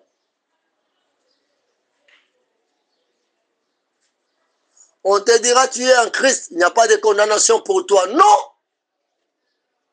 Qui te dit qu'il n'y a pas de condamnation pour toi? Si tu es en Christ, ça veut dire quoi? Tu vivras sans péché, tu vivras comme Christ. Christ a vécu comment? Il a vécu sur la terre sans péché. Il était saint, il n'a pas commis le péché. Il était modèle. Il a vécu plein de sagesse et plein d'intelligence. Il avait vécu sur la terre rempli du Saint-Esprit. Il a vécu sur la terre servant Dieu toute sa vie. On l'a tué, crucifié à cause de nos péchés. Lui-même n'avait pas commis les péchés. Alors si on dit il n'y a pas de condamnation pour ceux qui sont en Christ, ça veut dire il n'y a pas de condamnation pour ceux qui vivent leur vie comme Christ a vécu sur la terre. Voilà pour cela qu'on nous appelle même des chrétiens. Être chrétien, c'est quelque chose de fierté. Je suis fier d'être chrétien. Voilà. Je ne me frapperai pas ma poitrine comme les pharisiens les faisaient pour dire devant les gens, voilà, moi je jeûne 5 fois par semaine, voilà, moi je fais ceci. Non, mais en moi-même, je serai fier d'être chrétien quand je sais que je pratique vraiment la sanctification. Je pratique vraiment la parole de Dieu. Je serai fier parce que je sais si le Seigneur revenait maintenant, moi, je suis préparé pour le ciel. Je suis un édifice de Dieu pour le ciel. Le ciel est là pour moi. Je suis un édifice de Dieu. J'appartiens à Dieu. Dieu a construit mon corps, mon esprit, mon âme est bien construit par Dieu et pour Dieu. Le ciel, l'habitation de Dieu. De même sur la terre, mon corps était l'habitation de Dieu.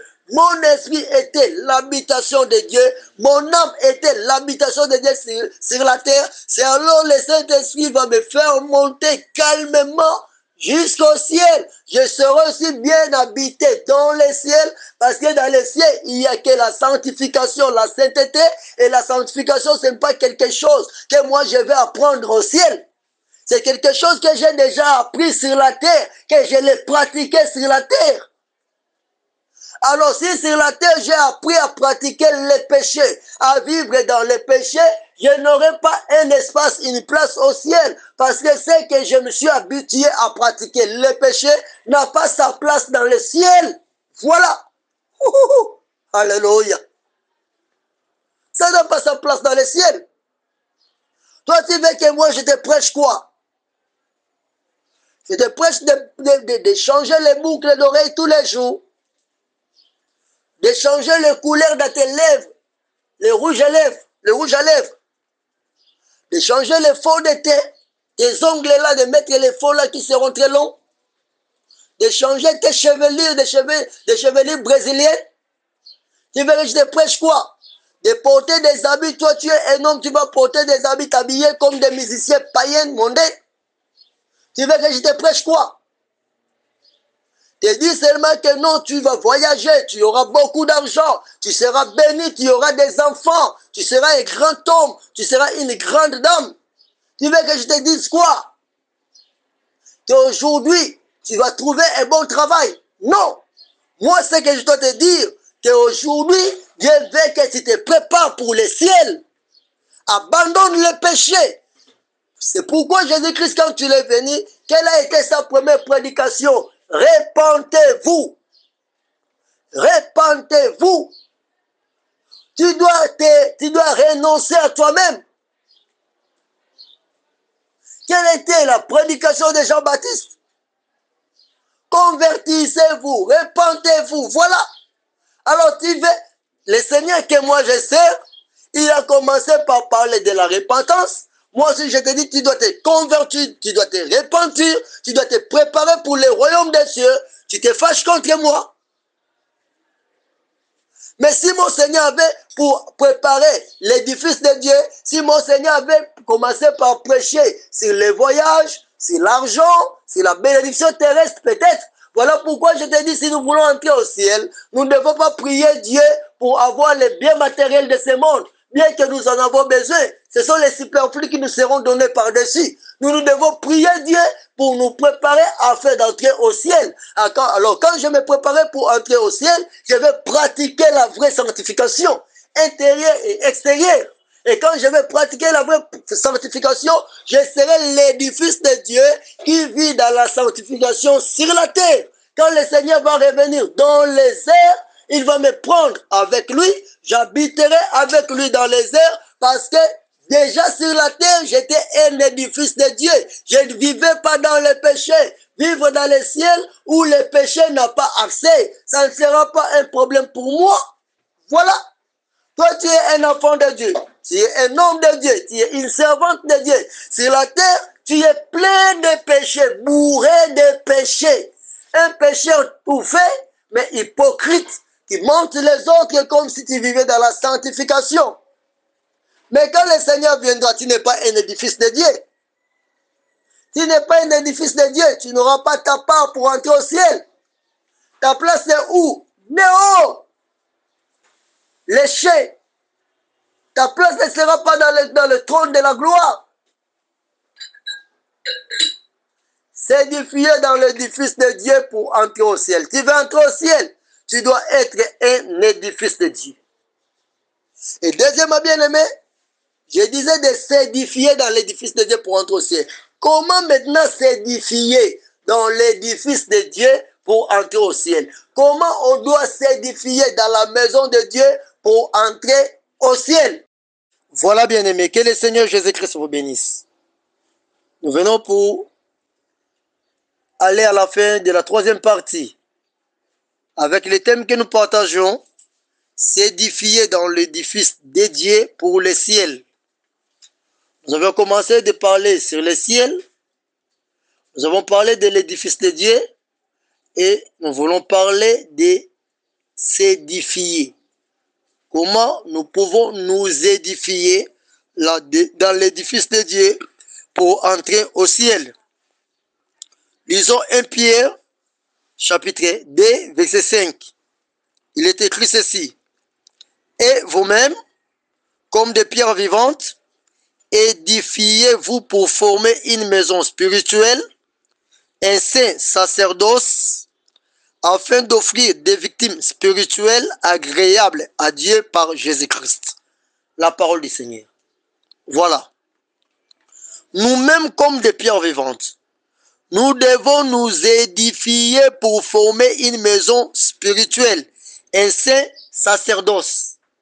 Bien-aimé, l'Église étant la maison de Dieu, est une maison sainte. Quand les enfants de Dieu, les hommes de Dieu, nous nous rencontrons dans l'église, nous devons nous édifier. Ça veut dire quoi? Trouver d'abord des choses qui doivent nous édifier. Édifier quoi? Édifier notre foi chrétienne. Des choses qui doivent permettre à un chrétien d'aller de l'avant, de bien continuer sa marche avec Jésus-Christ, de bien suivre le Seigneur et ne pas abandonner sa course en cours de route. Ces choses étranges, vous verrez aujourd'hui, les gens viennent à l'église, au lieu de trouver des choses qui vont les édifier, ils trouvent des choses qui vont les tourmenter, les déranger, leur donner le dégoût de venir à l'église, leur pousser de prendre une décision, de ne plus mettre leurs pattes à l'église. À cause de bêtises, à cause de choses bizarres qu'ils viennent trouver dans l'église.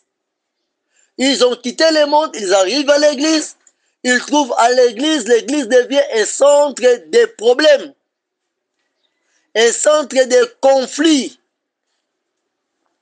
chose inadmissible, chose qui n'est pas normale. Vous verrez, même les hommes de Dieu, même les enfants de Dieu, on vient à l'église pour prier Dieu, mais on se crée des problèmes. Quelqu'un qui vient à l'église, il trouve la calomnie dans l'église. On est en train de les calomnier. Quelqu'un, il arrive à l'église, il vient pour prier Dieu, mais on ne l'aime pas. On ne l'aime pas pour avoir fait quoi? Il n'a rien fait. Peut-être que c'était suite à une petite erreur, on le met de côté. On ne veut même pas de lui. Tu vois, parce qu'il veut le ciel, il va s'efforcer pour servir Dieu, pour aimer Dieu, pour s'approcher de Dieu. Mais on le met de côté sans cause. Il n'a même pas péché. L'autre est pour des problèmes peut-être spirituels. À la place de l'aider pour que tout marche bien et il continue, pour qu'il continue sa marche avec Dieu, parce qu'il avait un problème de genre spirituel, on le met de côté et on le met de côté pour de bon. On lui dit des choses qui ne l'édifient pas, qui ne permettent pas à sa foi chrétienne d'aller de l'avant. Et il va se décourager. Il va abandonner. Une telle personne, vous ne l'aidez pas pour qu'il entre au ciel. Vous voyez, l'église, à la place que ce soit un endroit où tout le monde viendra, va retrouver la paix dans son esprit, la joie dans son esprit, la force de marcher avec Dieu, l'église devient un endroit qui fatigue les enfants de Dieu à cause des problèmes et des problèmes. Les incompréhensions, le manque d'amour, le manque d'unité. la course au pouvoir, la course au poste. Quelqu'un qui veut toujours être le premier et il veut monter sur les autres. Vous voyez? L'église n'a pas été faite pour qu'il y ait des problèmes, pour qu'il y ait des guerres froides. Vous verrez des enfants de Dieu dans une même église, ils ne se parlent pas. Ils sont ennemis. Chose grave. Et dans l'église, ils prient Dieu ensemble, ils adorent ensemble, ils prennent la table du Seigneur ensemble, mais ils sont dans une même église. Vous verrez entre des serviteurs de Dieu, ils sont en conflit. Quand ils sont ensemble, ils font semblant. Mais auprès des fidèles, ils vont aller exprimer leur mécontentement qu'ils sont en conflit. C'est inadmissible. L'église est un endroit d'édification. Comme avait dit David, je suis dans la joie quand on me dit, allez dans la maison de l'Éternel. Alors les enfants de Dieu, à la place d'être dans la joie d'aller dans la maison de l'Éternel, ils ont les larmes aux yeux. Ils décident de ne pas venir à l'église parce qu'ils vont rencontrer des problèmes et des problèmes. Ou bien, soit il va rencontrer une maman qui les tourmente, un papa qui les dérange, un frère qui lui cause des problèmes, des troubles. Alors d'où l'église pour lui? Voilà, il ne peut pas mettre ses pattes. Parce que nous avons changé l'objectif, le but de l'église. Quand nous venons à l'église, nous devons nous édifier. La Bible le dit clairement, nous-mêmes, comme des pierres vivantes, édifions-nous pour former une maison spirituelle. S'édifier veut dire quoi? S'édifier veut dire construire. Nous devons nous construire.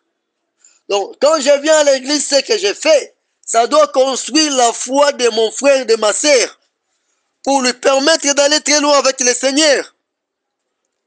Ce que mon frère fait, ça va construire ma foi.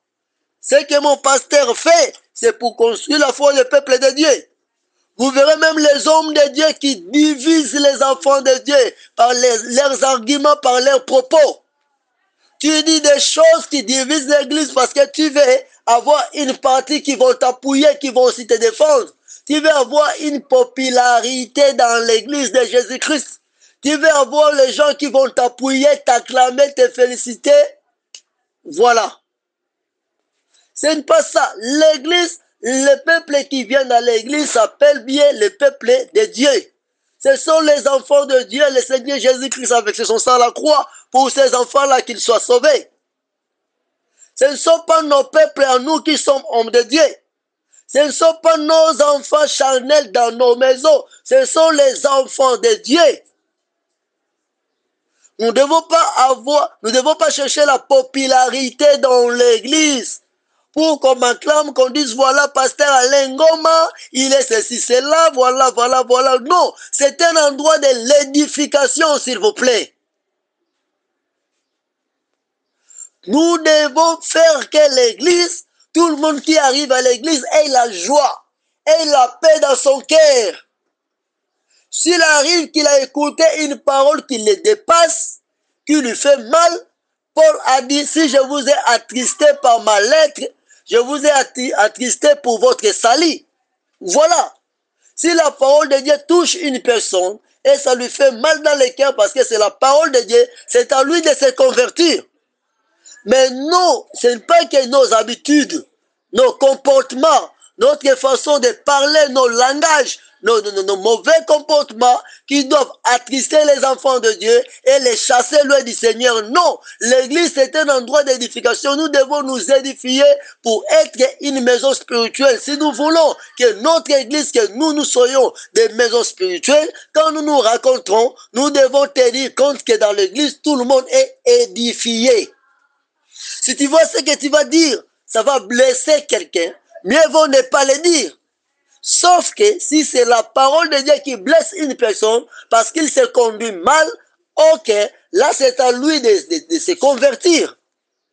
Mais si tes mauvais propos, ta façon de penser, tes mauvais comportements commencent à inquiéter les autres, toi, tu joues le rôle du diable parce que Tu n'es pas en train d'édifier les autres par ta façon d'être. Nous devons nous édifier dans l'édifice de Dieu. Dans la maison de Dieu a été faite pour que les enfants de Dieu trouvent comment ils peuvent récupérer la joie. Comment ils peuvent vivre dans la communion fraternelle. Comment ils peuvent comprendre qu'ils sont frères entre eux, qu'ils sont sœurs entre elles.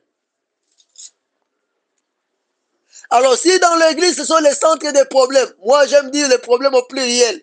C'est toujours problème avec S, mais moi je l'appelle les problos. Vous avez des problos et des problos, des blocs de problèmes.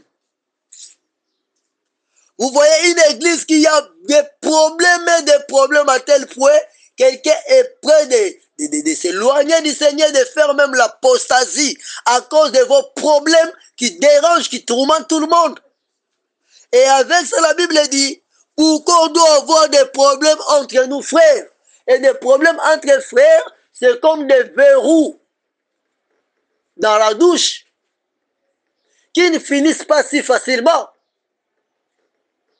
Quand on vous demande de faire la paix, vous créez toujours des couches de problèmes.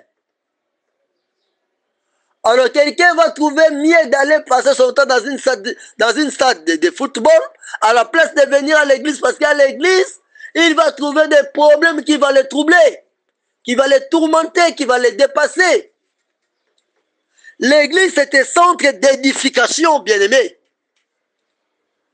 Exemple, tu es dans l'église, tu fais face à un sorcier. Quelqu'un est sorcier, il vient quand même à l'église. Et vous priez Dieu, vous comprenez qu'il est sorcier. Vous le demandez, il refuse qu'il n'est pas sorcier. Vous allez le chasser de l'église parce qu'il est sorcier. Moi, je ne pense pas. Je dis non. Qu'est-ce que vous devez faire? Les sorciers n'aiment pas là où il y a la plénitude du Saint-Esprit. Mais c'est facile. Multiplier la vie de prière. Augmenter la fournaise. Chauffer une vie de prière intense. Alors si celui qui vient à l'église, il est dans la sorcellerie, il va voir, il va vivre là où il vient. Le Saint-Esprit est en action. Il y a une très forte vie de prière. Dieu est en train de parler, de s'exprimer. Beaucoup de choses sont dévoilées. Le sorcier lui-même doit trouver sa place. Quand on va prêcher la parole de Dieu, il rencontre une parole qui transforme les cœurs. On ne les chasse pas de l'église parce qu'il est sorcier, mais on présente une vraie vie du Seigneur dans l'église. Une vie remplie de l'onction, remplie de la plénitude du Saint-Esprit, remplie de la prière et remplie de la crainte de Dieu. Il verra, c'est lui-même qui va trouver des choses. Soit il confesse qu'il est sorcier, il passe à la délivrance, ou bien il va quitter l'église. Ou bien il va quitter l'église et trouver une place ailleurs. Voilà. Il va quitter l'église et va fuir. Pourquoi? Parce que là où il est, on ne le chasse pas. On ne lui dit pas, toi tu es sorcier, tu es mauvais. Non. On lui présente la vraie parole de Dieu qui va le sauver. Et on lui pousse dans la vie de prière intense. Et quand il va voir que le Saint-Esprit est en œuvre, il va comprendre que ce n'est pas un bon endroit pour lui. Vous avez deux personnes qui ont des problèmes. À la place de trouver la solution pour qu'il y ait la paix dans l'église, que l'église soit un endroit de l'édification, vous commencez à vous pencher vers l'autre que vous aimez plus. Au détriment de celui que vous aimez moins, pour lui donner du tort. Non. Et d'ailleurs, d'où viendra que dans l'église, des frères ou des sœurs puissent avoir des problèmes qui vont créer des conflits? Pourquoi? Nous n'avons pas vu dans la Bible Pierre et Jean avoir des conflits. Nous n'avons pas vu dans la Bible Marie et Marthe se disputer, se quereller, qu'ils avaient des conflits à l'église. On n'a pas vu ça. Pourquoi Marie et Marthe étaient ensemble avec Jésus-Christ? Elles n'avaient pas eu de conflit. Pourquoi Matthieu et Céphas étaient ensemble? Ils n'avaient pas de conflit. Mais pourquoi aujourd'hui dans nos églises, entre hommes de Dieu, entre frères, entre sœurs, il n'y a que des problèmes et des problèmes? Pourquoi? Soit c'est l'église ou bien c'est quoi? L'église, nous devons nous édifier pour former une maison spirituelle. L'église est une maison spirituelle. Pour que ça soit une vraie maison spirituelle, il faut que tout le monde qui vienne à l'église puisse trouver une édification. Quelqu'un ne peut pas venir à l'église après le culte, il commence à se lamenter. Moi, je ne sais pas, qu'est-ce que j'ai fait, pourquoi on a dit ça pour moi, voilà, on n'aime pas, voilà, machin, machin, machin, machin, voilà, voilà, voilà. Pourquoi? Ça sera plus une maison spirituelle. Ça sera un centre de conflit. Alors, parce qu'on connaît les gens, ils viennent prier, laisse-moi partir seulement, parce que je vais prier. Mais comment tu iras au ciel? Parce que nous allons dans l'édifice de Dieu pour nous édifier, pour entrer au ciel. Comment tu iras au ciel là où tu ne trouves pas l'édification? Peuple de Dieu, homme de Dieu, vous me suivez de partout. Tu es en Amérique, en Europe, en Asie, en Afrique. Si tu es serviteur de Dieu, tu es ouvrier avec Dieu. Et dans ton église, les gens se battent. Les gens se précipitent, ils font la guerre au leadership. Dans ton église, il n'y a que des problèmes et des problèmes. Tu dois prier Dieu qui puisse te dire qu'est-ce que tu dois faire pour que l'église redevienne un centre d'édification. Moi, je dis qu'il faut balayer l'église, recommencer tout à zéro, il faut le faire. Parce que si dans l'église, les gens viennent qu'avec des problèmes, qui sèment des troubles, à la place de trouver la parole de Dieu qui vont les édifier, afin de les préparer pour le ciel, ils viennent pour trouver des problèmes, Vous êtes là dans des réunions et des réunions pour faire asseoir des gens parce qu'ils ne s'attendent pas, parce que voilà. Non! Nous devons nous édifier pour être une maison spirituelle. Dans l'église, nous devons faire des choses qui vont faire que la foi de l'autre puisse avancer. Ce que je dis, ce que je fais, c'est pour permettre à l'autre qu'il avance un pas après l'autre vers le ciel. Voilà. La foi que nous avons est très chère. Nous ne devons pas exposer notre foi à cause des problèmes inutiles qui se passent dans nos églises. Lisons encore la Bible. Jude. Le livre de Jude a un seul chapitre, le verset 20. Lisons. Jude 1, verset 20, que dit la parole de Dieu. Il est écrit ceci. Pour vous, bien-aimés, vous édifiant vous-même sur votre très sainte foi, et priant par le Saint-Esprit. Pour vous, mes bien-aimés, vous édifiant vous-même sur votre très sainte foi et priant par le Saint-Esprit. Vous voyez? Pour nous, les enfants de Dieu, les hommes de Dieu, nous devons nous édifier, bien-aimés. Sur quoi? Sur notre très sainte foi. Bien-aimés, si dans l'église nous venons, quelqu'un qui est zélé, il vient à l'église, il trouve des problèmes, à la place que sa foi puisse être une foi sainte, une foi active dans les choses, dans la parole de Dieu, dans l'œuvre de Dieu, sa foi sera affectée. Et après que sa foi est affectée, sa foi sera maintenant infectée. Alors maintenant, il n'aura plus une foi qui sera très sainte.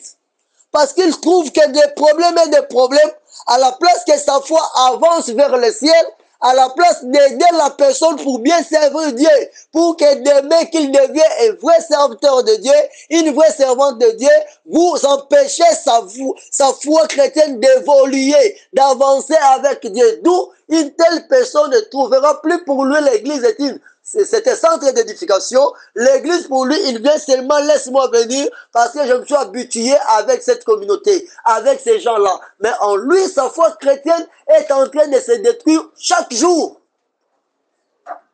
Or que dans l'église, nous devons nous édifier sur notre très sainte foi. Donc, veillez pour que la foi de l'autre qui est à côté de toi soit toujours gardée très sainte. Est-ce que ce que j'ai fait, ça ne dérange pas la foi de l'autre? Laisse-moi te donner un exemple. Je suis papa, j'ai ma femme, j'ai mes enfants. Et mes enfants, avec ma femme, ma famille, nous prions dans une même église. Chez moi, à la maison, je suis papa. Mais à l'église, nous sommes frères. Par exemple, moi et mon fils à l'église, nous sommes frères. Mais je suis son papa. Moi et ma fille à l'église, c'est ma sœur dans le Seigneur. Mais à la maison, je suis son papa. Vous voyez? Alors, si je fais des choses qui dérangent sa vie chrétienne, qui détruisent sa foi dans le Seigneur, nous venons après avec mon fils et ma fille à l'église. Comment il va bien prier? Il ne va pas prier. Pourquoi? J'ai fait des choses qui ont détruit sa foi chrétienne. Lui pour qui Jésus-Christ est mort. Alors devant le Seigneur, comment le Seigneur nous voit? Et moi je m'impose parce que je suis papa. Voilà, j'ai fait ça, je l'ai fait. Parce que lui il est fils ou il est fille. Non. Mais devant le Seigneur, maintenant, là où nous sommes frères et sœurs, il n'arrive pas à prier. Pourquoi? Parce que toi, tu avais fait quelque chose qui est grave. Et tu deviens maintenant une occasion de chute, un obstacle pour sa foi chrétienne. Alors sa très sainte foi ne sera plus une foi très sainte parce qu'il ne va plus bien s'approcher du Seigneur à cause de toi. Et le Seigneur, quand il te regarde, à cet instant-là, le Seigneur ne voit pas un papa devant son fils ou devant sa fille. Le Seigneur se voit maintenant un frère devant une sœur ou bien devant un autre frère. Et c'est toi ce que tu fais chez toi à la maison, ça détruit la foi de ton frère que tu appelles ton fils.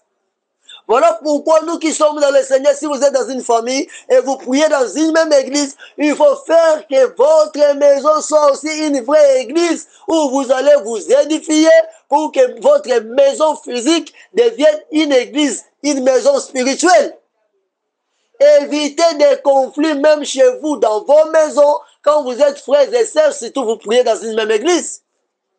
Sinon, quand vous irez à l'église, vous n'allez pas bien faire l'œuvre de Dieu. Vous n'allez pas bien prier ensemble parce que vous avez eu un conflit qui avait commencé chez vous à la maison. S'édifier pour l'édifice de Dieu, s'édifier dans l'édifice de Dieu pour entrer au ciel. Tout le monde qui prions ensemble, qui adorons Jésus-Christ notre Seigneur ensemble, nous devons faire pour que la foi de l'autre reste très sainte. Si c'est à cause de moi que la foi de l'autre est affectée, bien aimé, nous devons faire attention. Dieu ne sera pas content avec nous. Là où tu vas à l'église, qu'est-ce qui se passe là-bas? Est-ce que vous allez à l'église, l'endroit là pour vous édifier? Ou bien vous avez des conflits, des problèmes, beaucoup de problèmes alors? Des problèmes.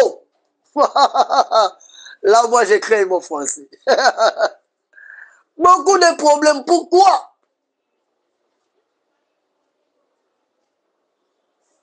Non, nous sommes un peuple mis à part. Si quelqu'un vient dans l'église, si quelqu'un vient dans l'édifice que Dieu a permis que nous soyons ensemble, il faut qu'il comprenne, ça c'est un peuple différent. Ça c'est un peuple mis à part. Ça c'est un peuple qui se rencontre pour qu'il puisse s'édifier, pour permettre à chacun que sa foi reste une foi très sainte dans le Seigneur. Et c'est un endroit qu'on doit prier par l'Esprit de Dieu. Jude 1, verset 20. C'est clair. Il est écrit ceci. Pour vous, bien-aimés, vous édifiant vous-même sur votre très sainte foi et priant par le Saint-Esprit. Nous devons nous édifier sur notre très sainte foi. Et après, nous allons prier par l'Esprit. Si l'église n'est pas un endroit d'édification, vous n'allez pas non plus prier par l'Esprit. Là, je vous le dis franchement. Ça deviendra un endroit où la chair se rencontre. Dieu ne sera pas avec vous. Et prier par l'Esprit, Dieu va m'aider comme je l'ai pu relancer avec les enseignements, d'enseigner comment prier par l'Esprit, comment être rempli du Saint-Esprit et comment le Saint-Esprit peut utiliser une personne afin qu'il puisse vivre avec Dieu ensemble. Je vais revenir sur ça, peut-être que je vais oublier. Si quelqu'un va écouter cet audio, priez même de me rappeler, pasteur, là tu avais promis de parler du Saint-Esprit. Alors, là où les gens ne s'édifient pas dans l'église, sur la très sainte foi de chacun, la prière par le Saint-Esprit n'a pas sa place. Le Saint-Esprit n'est pas avec vous par conséquence. Le Seigneur Jésus-Christ n'est pas aussi dans cet endroit-là. L'église doit être un lieu où tout le monde sera édifié. Quand il adore Dieu, quand il prie Dieu, quand il cherche Dieu, il comprend que le ciel est est là devant moi.